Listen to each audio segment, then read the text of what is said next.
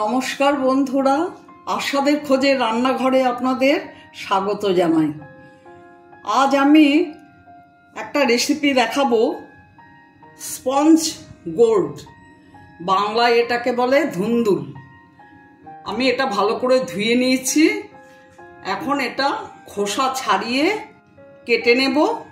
কেটে নিয়ে বাকি উপকরণ আপনাদের দেখাবো। আমি স্পঞ্জ গোর্ড এইভাবে কেটে নিয়েছি। এই রেসিপিটা নতুন একেবারে, যাই হোক আমি এইভাবে এটা কেটে নিয়েছি স্পঞ্জ গোর্ডটা।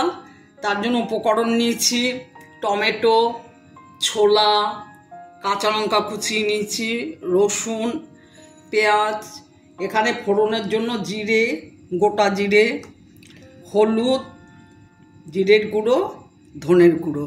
আমি এবার গ্যাস অন করে দেব। কড়াই গরম হয়ে গেছে, তেল দিয়ে দিচ্ছি। সাদা তেল নিচ্ছি আমি।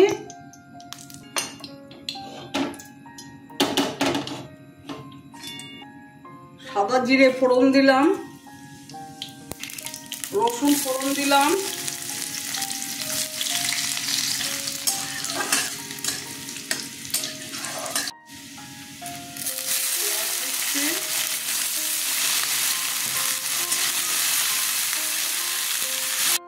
পেঁয়াজগুলো আমি পুরো লাল করব না।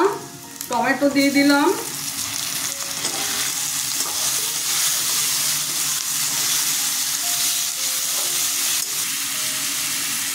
হলুদ দিলাম, জিরের গুঁড়ো দিলাম আর ধনের গুঁড়ো দিলাম।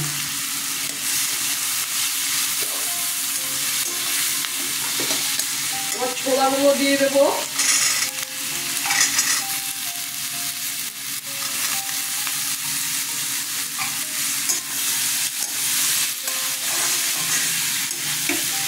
লঙ্কা কুচিটা দিয়ে দিলাম।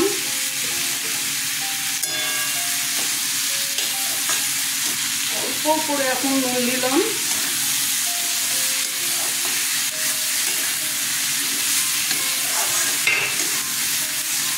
এবার স্পঞ্জ গোর্ড ছেড়ে দিচ্ছি। স্বাদ মতো নুন দিয়ে দিলাম।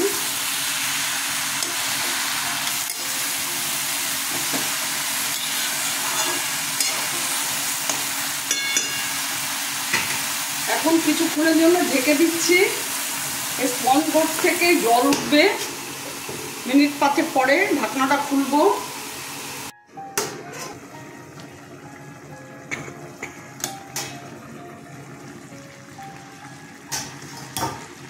দেখুন কত জল উঠেছে। এটাতে আলাদা করে আর জল দিতে হবে না।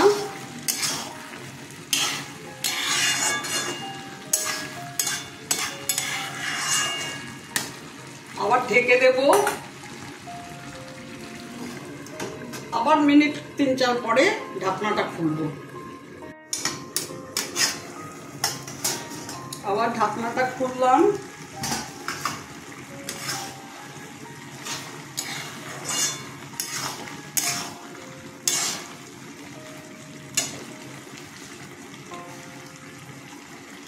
একটু চিনি দিয়ে দিলাম।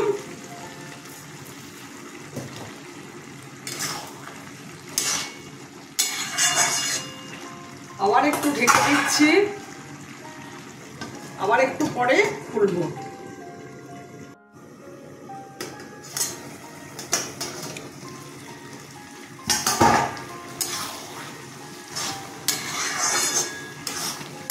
হয়ে এসেছে এটা। আমি এর মধ্যে এখন ধনেপাতা দিয়ে দেব। আমার এই ভিডিওটা যদি আপনাদের ভালো লেগে থাকে, প্লিজ একটা লাইক, শেয়ার ও নতুন বন্ধুরা অবশ্যই সাবস্ক্রাইব করে দেবেন, সাথে কমেন্ট দেবেন। আপনারা ভালো থাকবেন, সুস্থ থাকবেন। আমার এই ভিডিওটা দেখার জন্য আপনাদের ধন্যবাদ। আমি এখন গ্যাস অফ করে দেব, একটু বাদে সার্ভ করে দেব।